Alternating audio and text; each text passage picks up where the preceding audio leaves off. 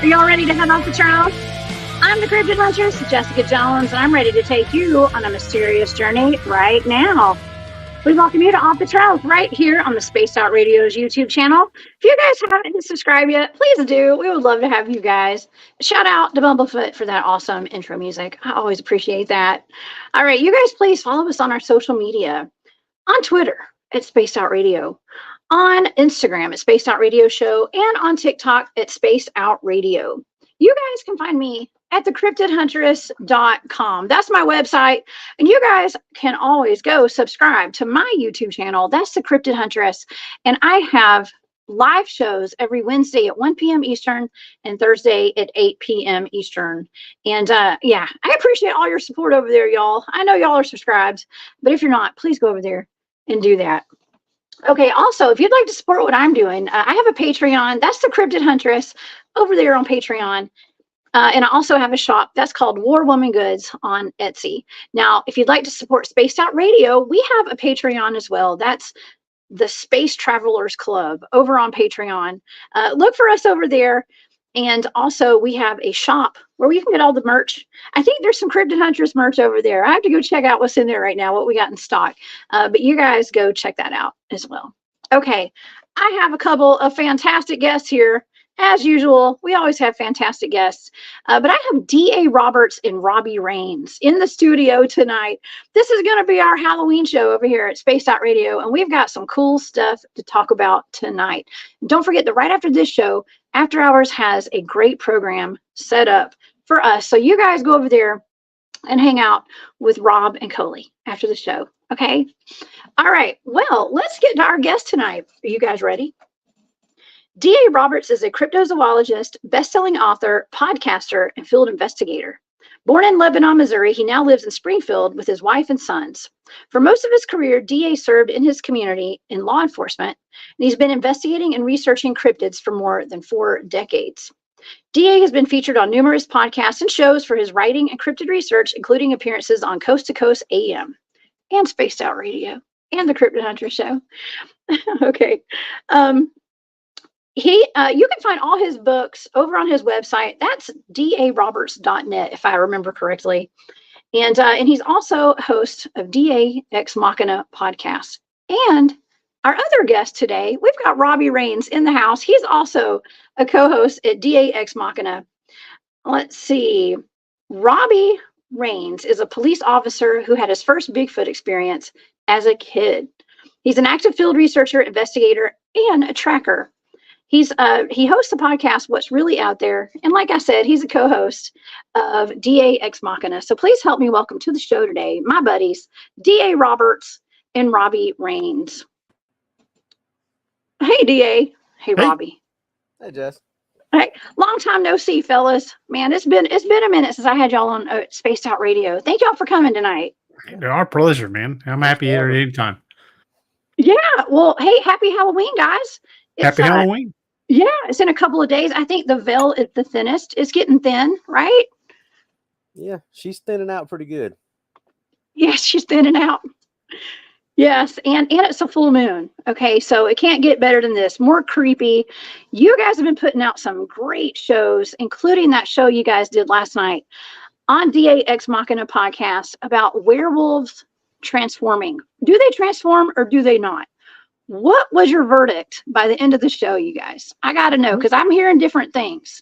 We were kind of comparing and contrasting stories of classic werewolves versus Dogman. And the conclusion we've kind of come to is that while werewolves do transform, Dogmen do not. Okay. All right. Well, that's a good hypothesis there. I do believe that. I've always heard that werewolves transform. However, I've had several guests, more than one guest on my show, claiming that werewolves are born that way. Okay, so I guess it just depends. I've always thought that they were transformed. Well, we kind of hit that last night. You know that there's several ways to become a werewolf, and being born a werewolf, is a possibility. But I don't think that's the only possibility. I mean, there's always the cursing possibility or ritualistic things. and what it boils down to is Hollywood has kind of infected some of these legends and lores and taken all their, what they wanted and mixed and matched, and people get so confused with what is the Hollywood version versus what actually comes from the folklore and the legend. And I think that's where a lot of stuff gets. What? Hollywood got it wrong? No. I know. But I think that was the general consensus we had last night is you have to take the Hollywood stuff. Most of the stuff you see in the movies is just sensationalized anyway. Right. If you read Bram Stoker's Dracula, it takes away a lot of the mystique and a lot of the things that, vampires can't move around in the daylight. Well, yeah, they can. They're just weaker. It depends on where your mindset is, where you're coming from, and what you actually believe as to what you're going to think. Yeah. Yeah. Most people go by what's in the movies because that's all we know. And that's what we grew up on. But I mean, I've been doing shows. I had a couple of gentlemen on one of my shows that were talking about real life vampires and real life scientists who actually reanimated corpses back during like World War II era. Nothing surprises me anymore, to be honest. Yeah. Well, we talked about, speaking of World War II, we talked about that, the German SS unit that called themselves the Werewolves, and they used that mystique and that fear, of the Eastern European werewolf phenomenon that was probably not too far removed at that point. They tried to convince people they actually were werewolves, and who knows, the way the German scientific group tried to. I know some guy, I can't think of his name, wrote something about were-sharks in a book that I read one time. You know who I'm talking about, DA? Rings a bell. Yeah, talk about them German scientists making some kind of weird were-sharks, but some sort of hybrid thing. Yeah. Oh my gosh, this is a big comment down there. I don't usually pull up comments that big, y'all. I'm sorry, that took up all of Robbie's space down there. So I appreciate everybody in the chat tonight, by the way. Thank you to all my moderators for being here. Yeah. Robbie was just looking over the top of the words. I know. That was a big one. Thank y'all. Yeah. Now I know what Doc feels like. Yeah. Oh my gosh. Okay, I lost my train of thought there because that was really funny, actually. All right, so yeah, I think it was like Project Paperclip, right? Where they brought a lot of the Nazi scientists over to America. And I think that, I don't know if that's where I think the scientists were actually in Germany doing these experiments on people and reanimating corpses. And I mean, it's one of those things. It's like the government knows about these things, but they just cover it up and they don't talk about it. But I think we would be astounded by some of the stuff that our government has not only been responsible for, but has knowledge of that has not been made public knowledge. Mm-hmm. That's right. Yeah, I mean, Hollywood's got to get its information from somewhere, right? I mean, sometimes they get their information from declassified CIA documents and things like that. So, and in some cases, like Tom Clancy, they just get a lucky guess. Yep. Yeah. Well, and we talked about that many times. I mean, think about the was it Eagle Eye? Was that the name of the movie with Will Smith, where it had all the satellites tracking him, and what's the crazy kid, Shia LaBeouf? Mm-hmm. I think it was Eagle Eye. But think about how far back that movie was, and all this tracking and facial recognition, all that stuff. That's yesterday's news now. Or Will Smith, Enemy of the State. Yeah, that might be the one I was. But anyway, it's the same thing. This 20 years ago, having this all this facial recognition technology and all this stuff, and now that's like, they can send a drone in with 4 ounces of C4 straight to your face and blow your head off.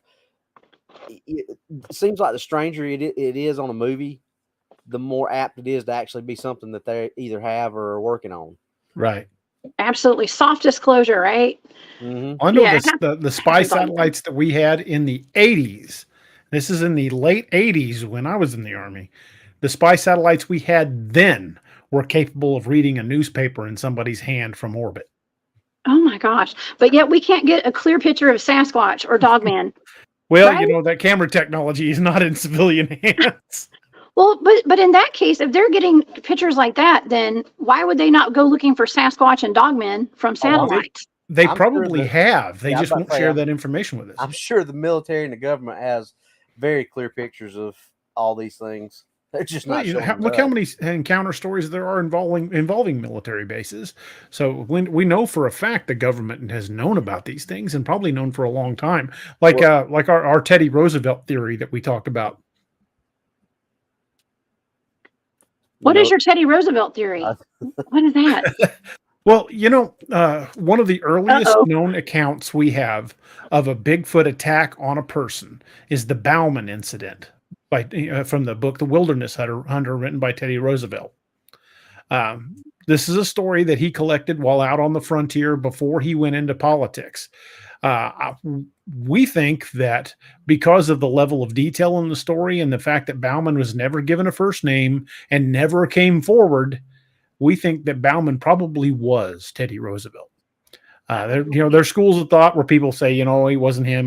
But it makes more sense that Bauman was Teddy Roosevelt.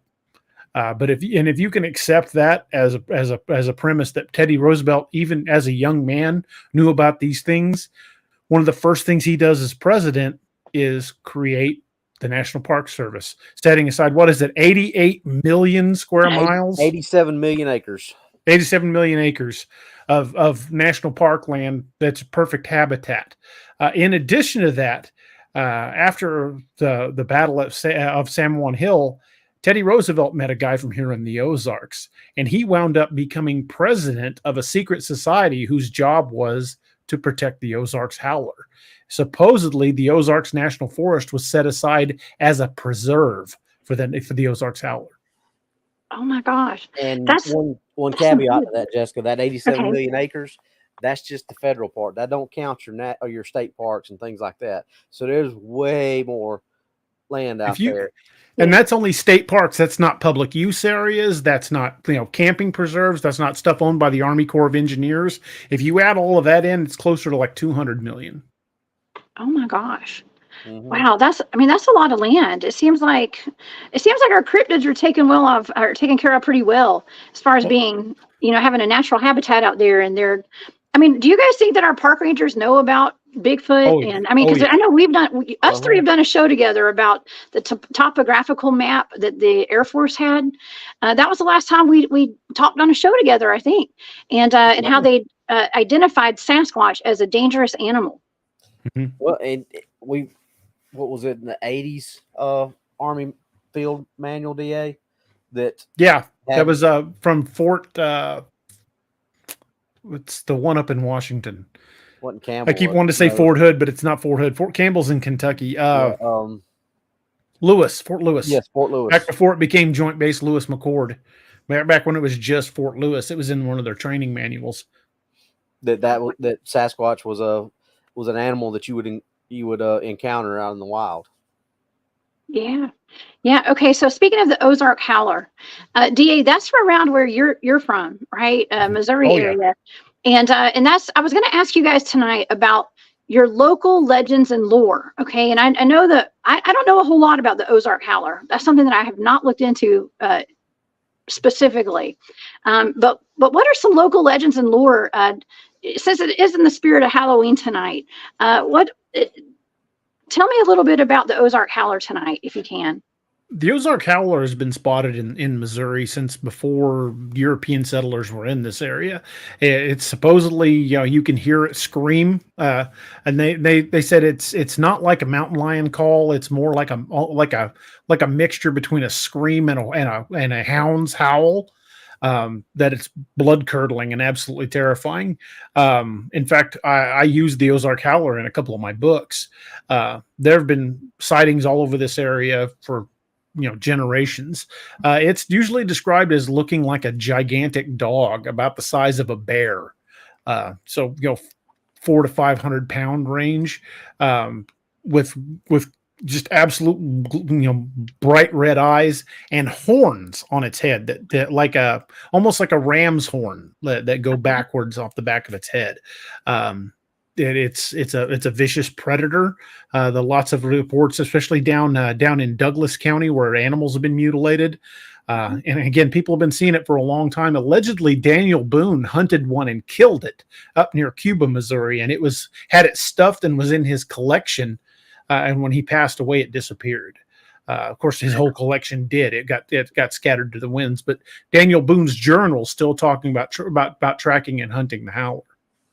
Oh my gosh! Do you think the Smithsonian took it? Probably. Yeah. Well, a lot of the cases, like the Giants of Lovelock Cave, they actually had those bones on display in the museum in Lovelock, Nevada. And that museum still has the receipt where the Smithsonian came and wanted to borrow the collection to study it, and the Smithsonian claims they have no record of ever receiving it. Of course. The Smithsonian's got a great history of doing that. It does. I actually had a gentleman on my show over on my channel, the Cryptid Huntress, and it was Dr. Wu, my buddy Eric's brother, from Paranormal Highway, and he came on, and he used to actually work at the Smithsonian. And he's an anthropologist. He used to handle the bones of the giant skeletons there. He'd seen them, handled them. And I think I mentioned this on the show last night with Gerald and Jane that are in the chat tonight. Hey, y'all. He had mentioned that they had some anomalies on their skulls. A lot of the giant skulls had holes in them. And they were either like drilled holes or potentially bullet wounds. Okay, bullet holes. He thought they were probably drilled, but they all had holes in them. Like trepanation? Yeah, could have been. For sure. I just thought that was interesting. Trepanation's been around for a long time. The Mayans practiced trepanation, where they would take a sharpened piece of stone and basically tap a hole in the skull to relieve pressure. It's been debunked now, but for the longest time, people thought that was the way to relieve headaches and all sorts of crazy things. Oh, yeah. Yeah, well, and lobotomies and things like that, too, right? Could have been something like that. Bloodletting, all that kind of stuff was. Yeah. Well, that's what killed George Washington. Mm-hmm. They were quote unquote bleeding him and bled too much. Oh my gosh, that's terrible. It's terrible. Oh my gosh. Okay, well, Robbie, what about you? You live out in South Carolina. Y'all are well known for the lizard man of Scape or Swamp. Do you have any kind of crazy cryptids or any kind of local legends and lore over there? It could be the lizard man.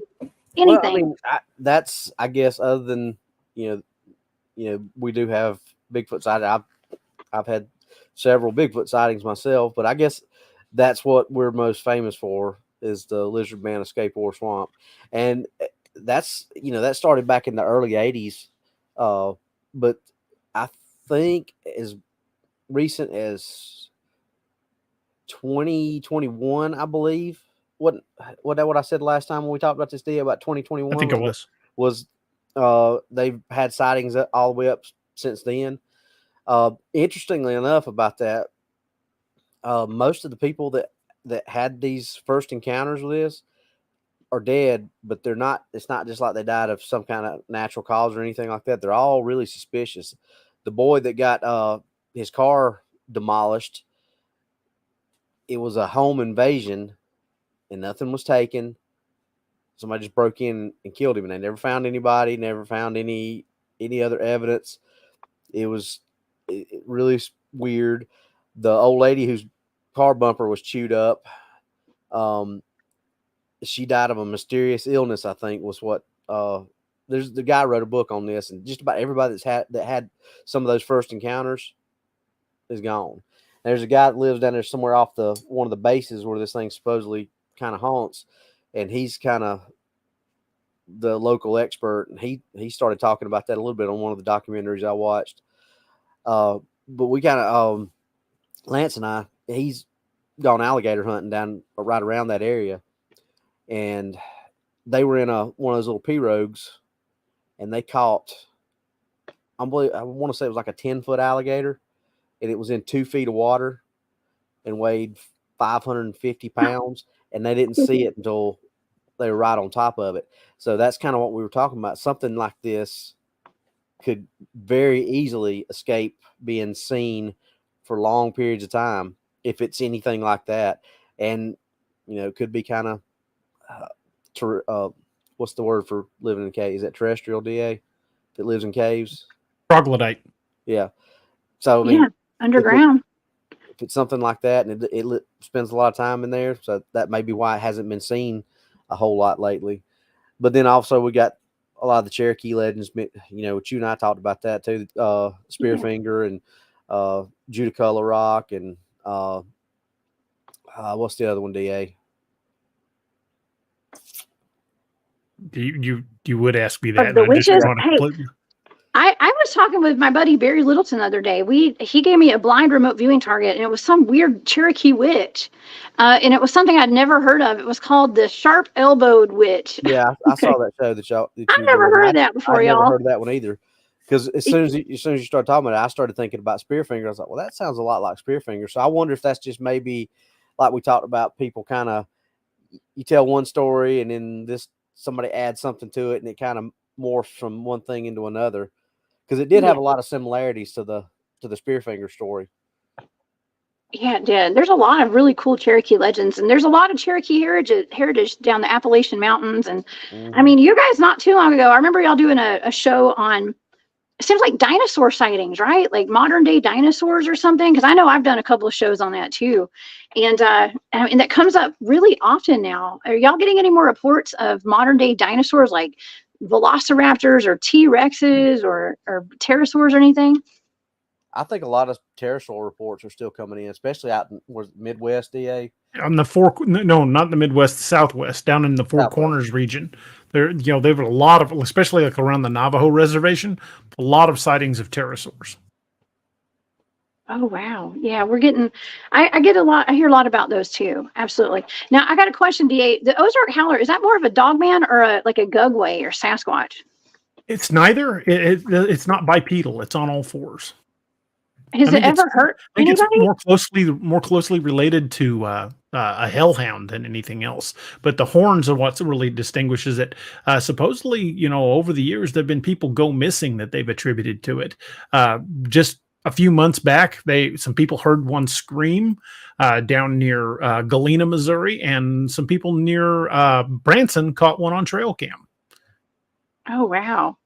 Yeah, I saw a trail cam. Yeah, I saw a trail cam or some kind of video. Now, you can't tell what's real and what's not anymore. I swear, y'all, the CGI stuff has gotten out of hand, okay?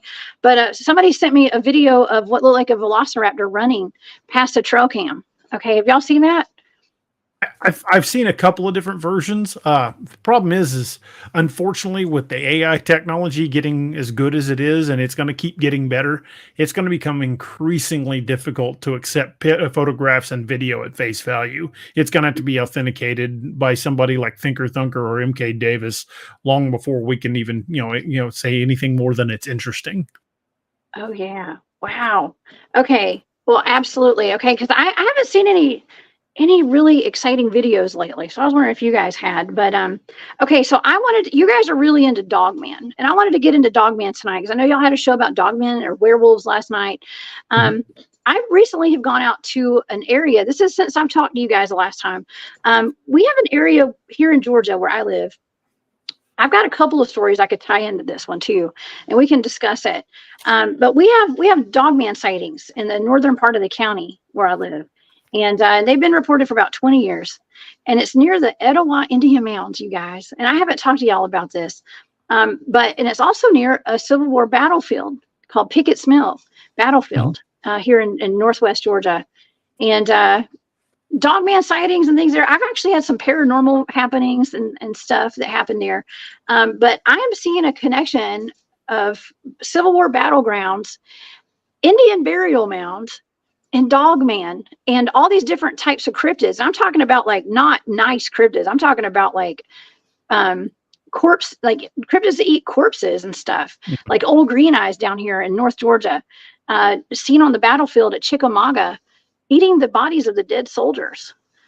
Have you guys heard of this happening? And do you have any stories? Well, a lot of Dogman sightings seem to be in or around cemeteries. And some of the earliest sightings of the Beast of Bray Road was near a cemetery, not too far from that area, and also with the Michigan Dogman. That some of the early sightings of that were by a security guard that saw that at a cemetery, a burial mound near a school. And unfortunately, it seems to be that these things either are attracted by the carnage, the smell of the dead bones, or the decay, or there may be some sort of underworld connection, like with Anubis or Wepwawet. They were both dog-headed Egyptian gods connected with the underworld. So I don't know exactly what the connection is, but there are a lot of sightings, especially close to these old burial mounds or graveyards. Well, and even past the Egyptian connection with Anubis and Wepwawet, think about who guarded the gates of hell in Greek mythology, Cerberus.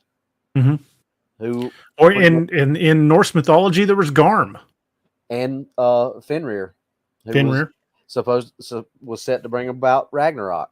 So he was the one that would devour Odin. Yeah. So I mean, lycans, werewolves, dogman, whatever, they're always heavily connected with, with death and the dead. So so go figure.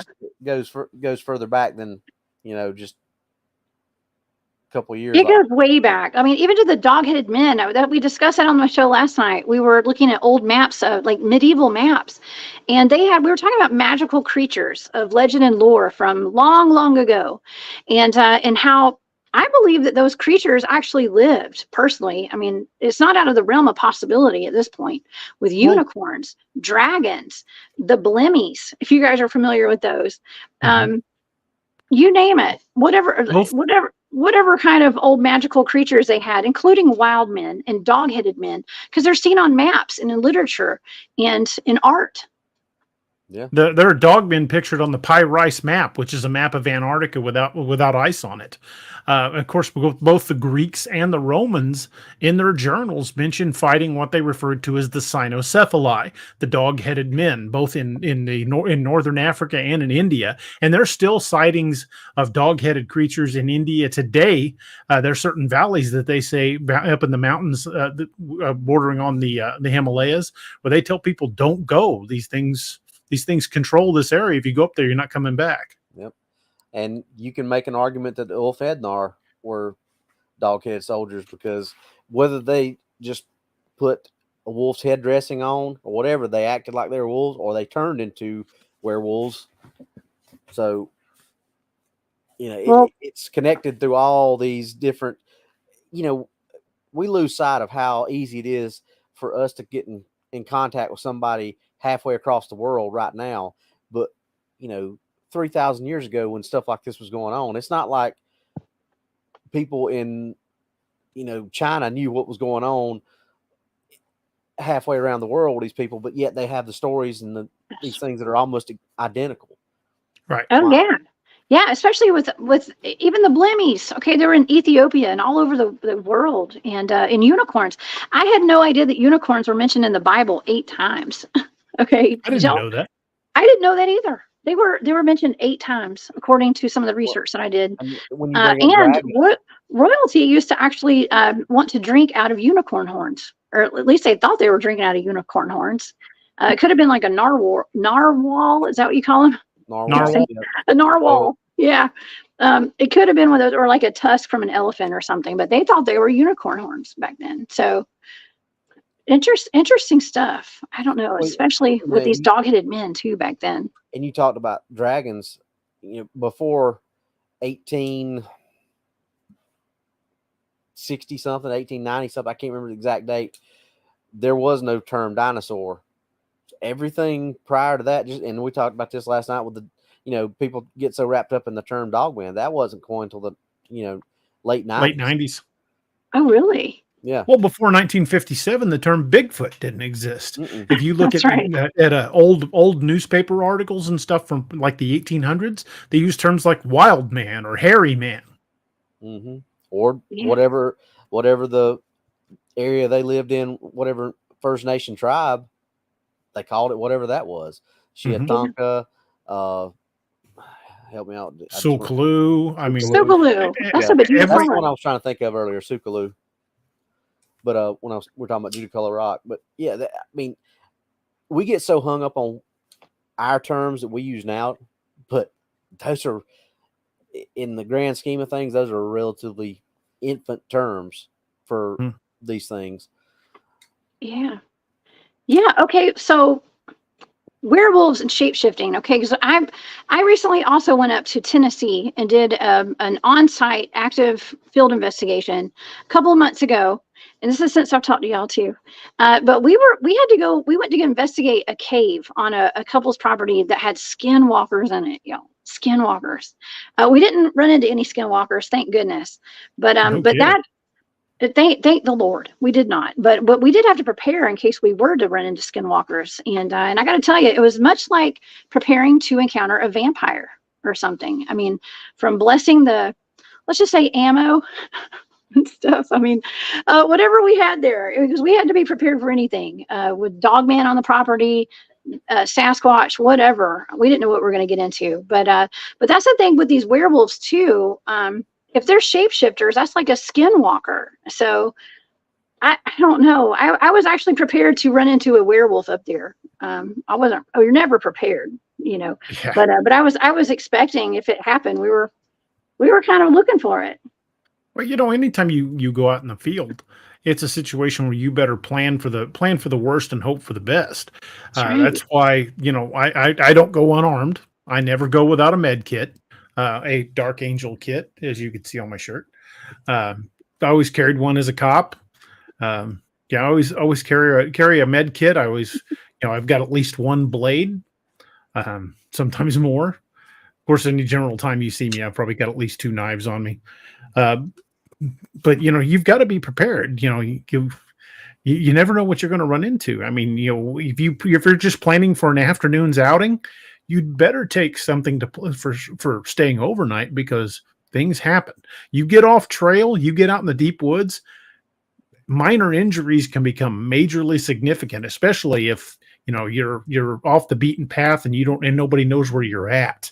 That's one of the things we always tell people. If you're going to go out, not only just have a plan, but let somebody know who's not going with you where you're going to be and when you're supposed to be back. That way, if you're overdue, they at least know where to start looking. Because I know from here in the Ozarks, you get down some of these hills and valleys and there's no cell service.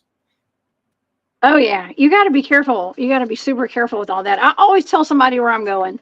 I usually go out with my team. And speaking of field research, well, Robbie, you and I have had some Bigfoot experience together. Okay, we had that back in May, down here in Georgia. And DA, you've been to the LBL. Okay, and I want to preface this by saying I have a big old Dogman show on Halloween night, you guys. So I hope everybody will come join me over on my channel.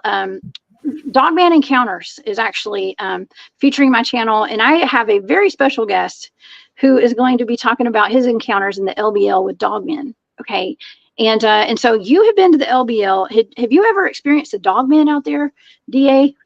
Actually saw one on my last day in the LBL. We were there about a week. We were traveling down the road leading back toward the trace from DeMumbers Bay, and just was. What I was doing is looking at these primitive campsites set back in the woods, and we were looking for, you know, either people to talk to or campsites that looked like they'd been abandoned, anything like that, where we could go, you know, do a little investigating. Driving about 2-3 miles an hour down the road, and just happened to look over, and I kind of glanced over it, and until it moved its head, I didn't realize I was looking at something. It was, I've estimated about between 6.5 and 7 feet tall, had its right hand on a tree, just standing there stock still, watching me go by. And when it moved its head, that's, you know, when I realized what I was looking at. I got a really good, solid look at it for between 15 and 20 seconds. And when it realized I was looking at it, it turned and made this weird loping bound. It kind of bounded to the right, bounded to the left, bounded to the right, and then went down into a ravine. And it was pretty steep and very heavily overgrown, so there was no way I was chasing it. But because of the leaf litter on the ground, I couldn't get any tracks, unfortunately, as the leaf litter was pretty thick. But I went to the exact tree that it was touching, and because I was able, I'm 5'10" and a half, I was able to put my hand approximately where I believe that thing's hand was. Now, if I was leaning against the tree, my hand would have been much lower. So because it was slightly above where it's comfortable for me to put my hand to lean against the tree, I kind of roughly estimated it was between 6.5 and 7 feet tall. It was clearly taller than me, but not like massively so. It was had the digitigrade legs like a dog, the hind legs. It was completely black. The difference that I noted though was the head. The head was very much shaped like a wolf, but the snout was more like a mastiff or a Rottweiler. It was shorter and broader. It didn't come out to a fine point like a wolf. And once it realized I had seen it and was looking at it, it was fast. Wow. I've heard more stories like that where they're not always, they either look like a coyote, a wolf, a German shepherd, and now I'm hearing about these pit bulls or some sort of a mastiff. So there's so many different breeds, I guess, of dogs. Well, the ears and the head was shaped more like a wolf. It was just the snout was different. Oh my gosh. Well, there have been some reported attacks, and there's not a whole lot of documentation of these other than hearsay.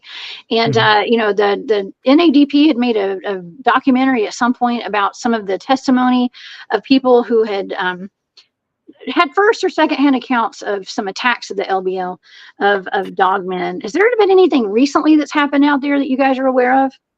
Well, I know in this year, there's, I think, 8 or 9 people who have gone missing in the LBL without explanation.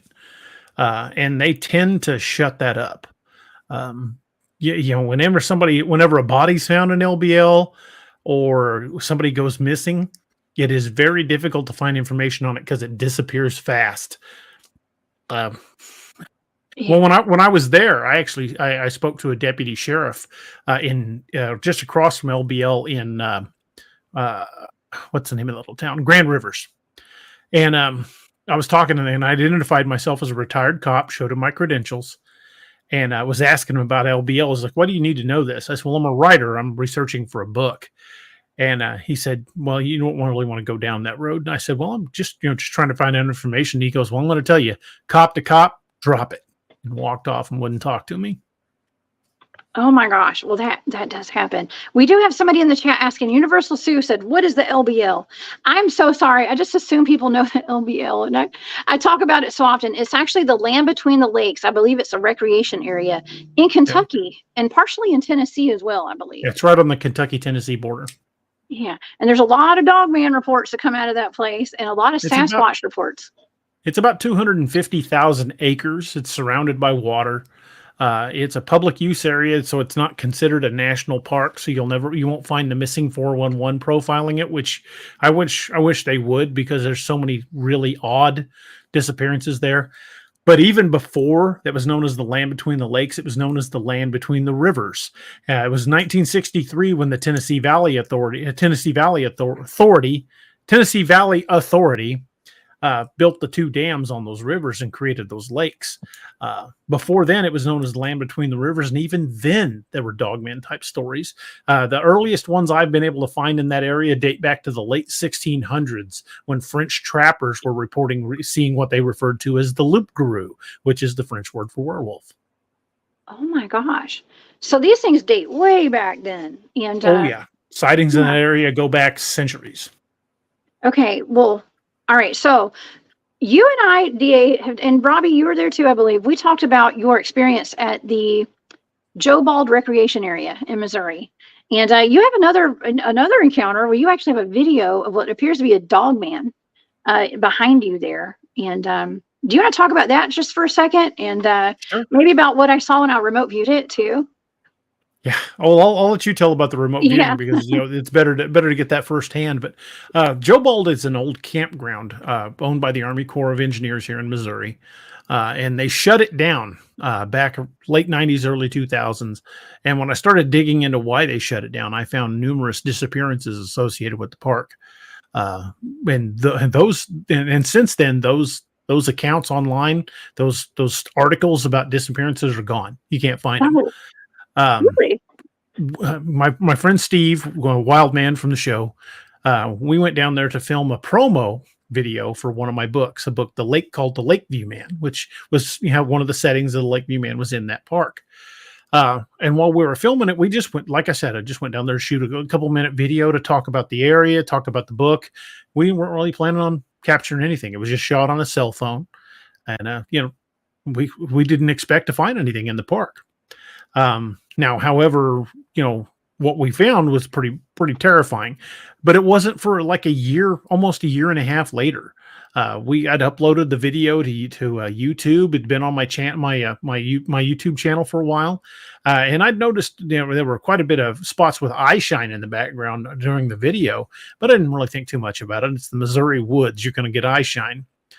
But then, like a year and a half later, we were showing the promo video on a podcast, and one of the guys in the audience, a guy named Thomas Whitney, he said, "Hey, something moved behind you." And I'm like, nah, I've watched this video 1,000 times. There's nothing in there. He goes, "No, I'm telling you, there's a little concrete bridge over here in the background, and something behind one of those trees moved." So I sent the video to some guys I know that do video work, and they're like, "Yeah, there's something back here." And we sent some stills to MK Davis. He goes, "Yeah, because of the quality of the video, I can't tell you what it is, but there is something there." He says it's clearly moving independent of its background.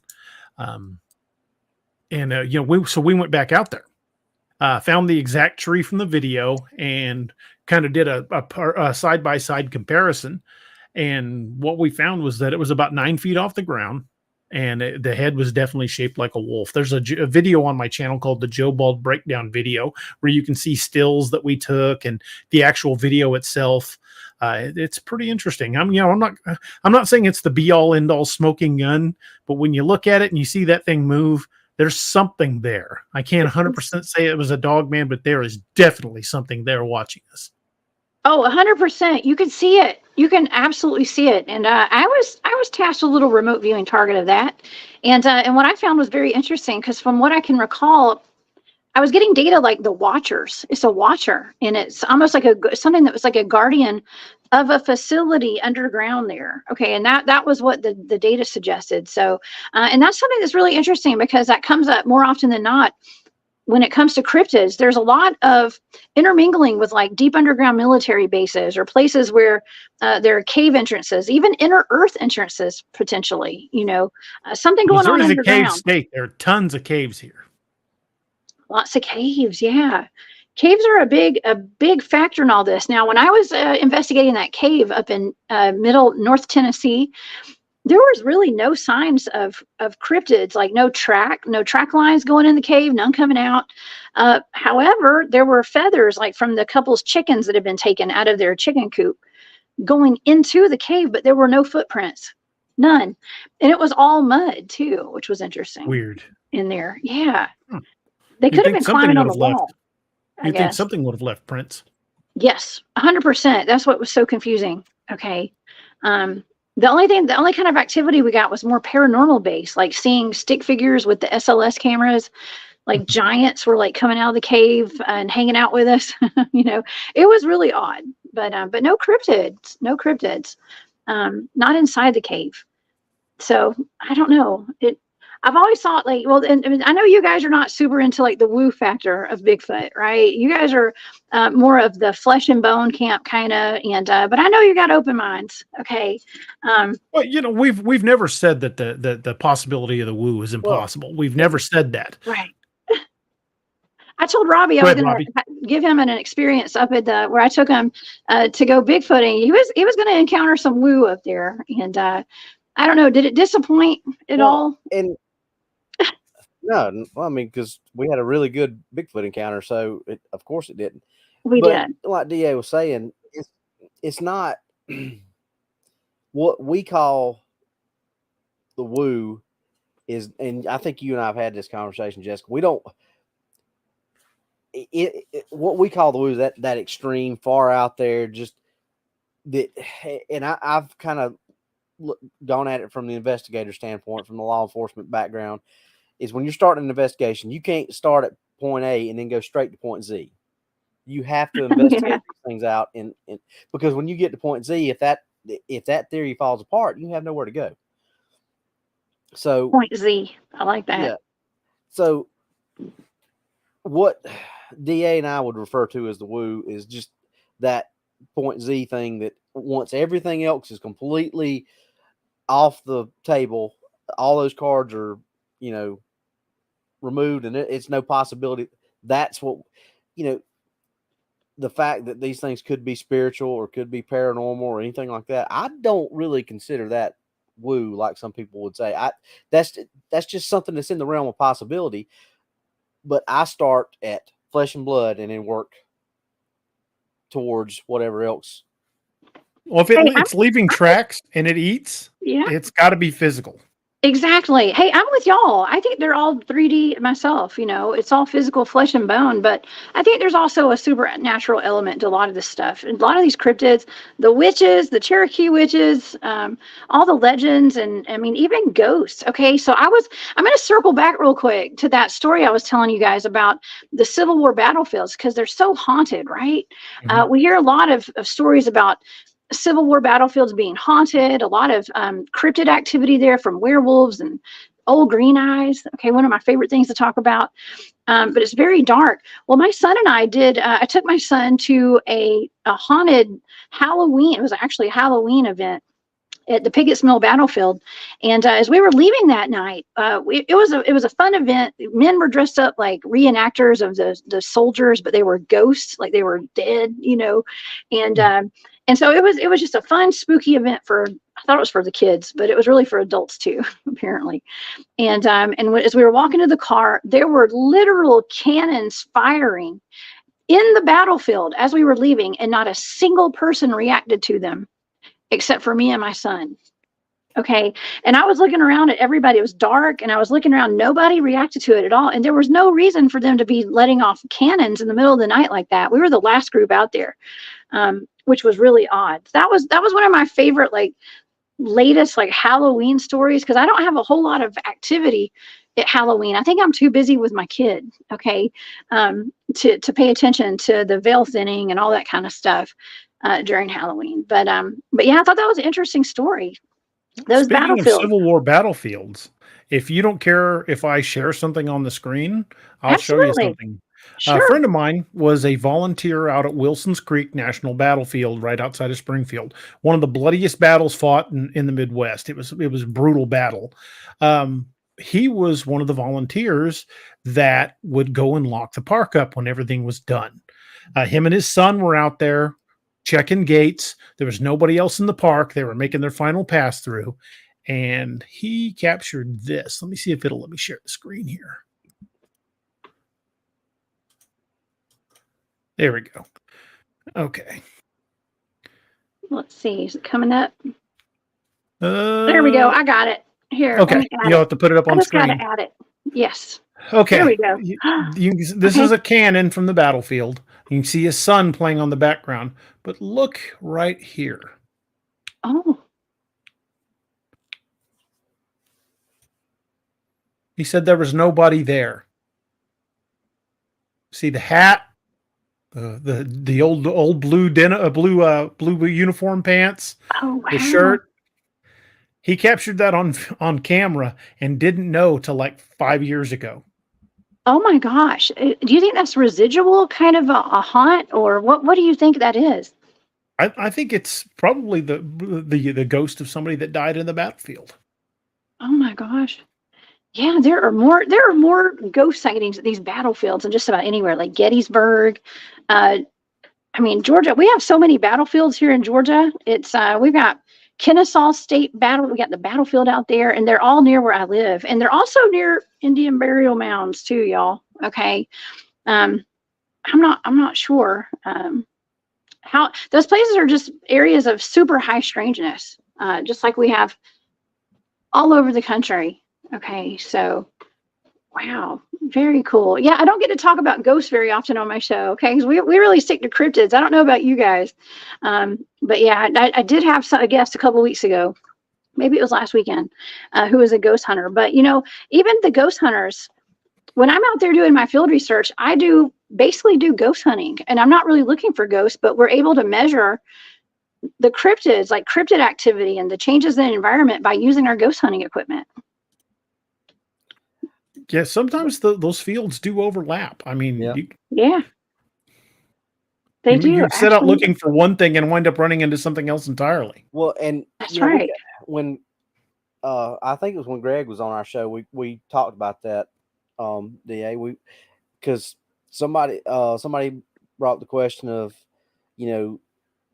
Sasquatch and paranormal and all this stuff being interconnected, and I brought the point up. Well, where's some place that most people are not going to want to go? Somewhere that's really haunted, right? Most normal people are not going to go to an area like that. Where do these cryptids want to be? They want to be where people are not. So maybe this is just a coincidental thing that they frequent these areas because that's not where a lot of people are. And that's Or it could be. Oh, I didn't mean to interrupt you. It could be because all the bloodshed, though. Because you got to think, like we're talking about these werewolves and ritualistic stuff happening to conjure some of these cryptids, and I think that there's all the bloodshed. It's all in the land there, so it's conjure. It's like opened a portal or something, potentially for spirits to come and go. Well, you have that much suffering in one spot. Oh yeah. Well, yeah, it definitely changes the environment. That's same thing with like old closed hospitals or old prisons. There's so much misery and suffering in these places. You can't help but know they're haunted. Oh yeah. How many people died in the LBL? A lot. There's cemeteries all over the LBL. Yeah. And I'm not talking about the people who were supposedly killed by cryptids. We're talking about the people who got killed, lived and died there. Yeah. When they flooded that whole area, there was a lot of people who didn't get out. Oh my gosh. Ooh, that just reminded me of something too. So we have a lake here in Georgia. It's called Lake Lanier. Okay. And that lake, it's part of a movie. Like somebody just made a movie about it because it's so haunted, y'all. A lot of these lakes, people have no idea how haunted a lake can be. And there's so many drownings in this lake every year. There were entire towns, communities, cities, churches, cemeteries, everything was flooded to make this lake. And people go out there and boat on the regular, and party on this lake. And every year it never fails. A number of people go missing from drowning there. And some of them, their bodies are never found.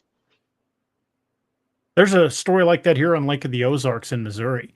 When they built Bagnell Dam and flooded that valley, they abandoned the town of Lynn Creek. And there's supposedly a lot of settlements and old farmhouses that are at the bottom of the lake too. But the town of Lynn Creek was forcibly abandoned. They didn't want to do it. And supposedly Lynn Creek, Missouri still exists, but it's not in the original site. The original site's underwater. There's houses and churches and a school, all sorts of stuff down there. And my uncle had said that he was out there fishing one time near the old Lynn Creek site and could hear music coming from the water. Ooh, from the water. Oh my God, that's kind of scary, but I mean, it makes sense. Actually, the first case that I ever, a first remote viewing target that I ever did was actually, I didn't know it's a blind target. It was a high priority. It was actually someone whose body had been dumped in Lake Lanier. Okay. And I located it and everything, but they didn't know where the body was. They didn't know what had happened. This guy was just missing. And lo and behold, several months later, his body did surface in Lake Lanier, exactly where I said it was, from remote viewing that. So very, very, very interesting stuff, y'all. Who would have thunk that a lake would be haunted? I don't know. But yeah, okay. So do you guys have any kind of Halloween plans? I mean, we've really actually come to the end of the hour already. What do y'all have planned for this Halloween, guys? Oh, well, I've still got to kind of get with Robbie and Doc, but we kind of had something in mind. I don't really want to reveal it quite yet. Just kind of a surprise on Halloween. But if Robbie and I don't even know yet. if Robbie and Doc are willing, I think we're going to do something pretty fun. Oh, nice. Okay, awesome. Well, you guys tell everybody about your show. And I know, Robbie, you've got your own podcast, and you guys both do a DA Ex Machina together. Tell my audience about it and where they can find y'all. You can find DAX Machina on YouTube. We also do live stream to Facebook as well. But if you go to youtube.com/DAX Machina podcast, you'll be able to join and subscribe to the channel, which we'd love to have you guys over there. We talk cryptids and paranormal and all things horror and pretty much all across the board of anything creepy. And you can find all of my books at daroberts.net, and you can even find a link to the podcast from that website. Very nice. Awesome. Thank you, DA. And Robbie, what about you? Tell us about your podcast too. Well, right now, what's really out there is kind of on a little bit of a hold. We've had some things happen. So obviously you can find me still on DAX Machina. We're live every Wednesday and Saturday night. But I've still got close to 50 episodes on what's really out there. So search for what's really out there on YouTube. Pretty much we used to joke and call it DAX Machina Light, because it was basically just a shorter version of the same type of stuff that we talk about on DAX Machina. Just a pre-recorded show. There's an episode about mine and Jessica's little soiree out in the woods where she was trying to get me into the paranormal experience. Yeah. He was trying to get me a paranormal experience, and we ended up having a Bigfoot experience. And just, it's just a fun little 30 to 45 minutes. Sometimes we got a little long-winded and talked a little longer than that, but usually about 45-minute average. But other than that, most of the time you find me on DAX Machina. Okay. Awesome. Awesome, you guys. Thank y'all so much for coming back and hanging out with me tonight. This has been a lot of fun. I enjoyed it. It was a great way to end the weekend on some holiday Halloween stories. So it was perfect. I hope y'all will come back and hang out with me again soon. Be happy to anytime. Okay. Thank you. Oh, and DA, everybody's got to go buy your books. Tell the audience about your books real quick too. And you're a best-selling author. I almost forgot to mention that. I write a lot of cryptid fiction, a lot of horror.